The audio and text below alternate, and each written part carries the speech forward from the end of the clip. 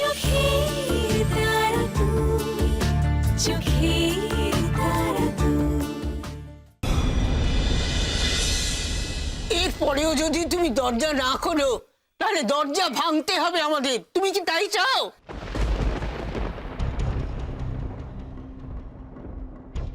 কেন কথার উত্তর দিচ্ছ না তুমি? দরজাটা খোলো। দাদা দাদা আপনারা একটু গুরুত্ব দিয়ে ভাবুন, এই ঘুম কিন্তু সাধারণ ঘুম নয়। শেষের ছেলের শোকে মেয়েটা আত্মহত্যা করে বসলো না তো? একদম চুপ করে থাকো তুমি। আরে বাবা, আমাকে শাট আপ বললে আমি চুপ করে গেলাম, কিন্তু তুমি তোমার নিজের সাধারণ বুদ্ধিটা ব্যবহার করো আয়ুষ। আরে আরে এত বেলা সবাই মিলে এত ডাকাডাকি করছে, তারপরে মেয়েটা সাড়া দিচ্ছে না। তোমার কি মনে হচ্ছে এটা সাধারণ, এটা স্বাভাবিক ঘুম? তুতুল, তুতুল দরজা খোলো। তুতুল দরজাটা খোলো। দরজা খোলো প্লিজ। ওরে তুতুল, তুতুল তুতুল দরজাটা খোলো। তুতুল, তুতুল দরজা খোলো। তুতুল কিছুতেই দরজা খুলছে না।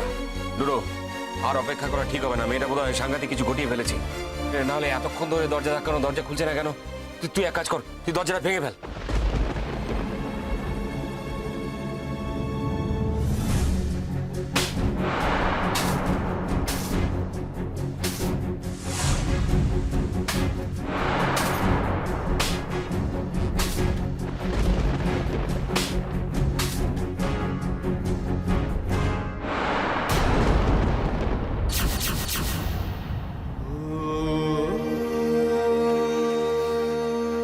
তুতুল, তুতুল, তুতুল তুতুল, তুতুল, তুতুল, এ তুতুল বাবা।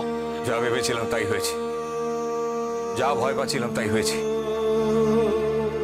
ভয়ঙ্কর কোনো কাণ্ড ঘটিয়েছে মেয়েটা নিশ্চয়ই। ভয় পেয়েছেন? সে কি কথা স্যার, আপনাদের তো আনন্দ পাওয়ার কথা। প্রচুর আনন্দ, অনেক আনন্দ। আপনারা তো চেয়েছিলেন মেয়েটা আত্মহত্যা করে মরে যাক, তো তাই তো করেছে। নাহলে কি সবাই মিলে, সারা পরিবার মিলে একরত্তি মেয়েটাকে এতখানি নির্যাতন করতে পারতেন স্যার?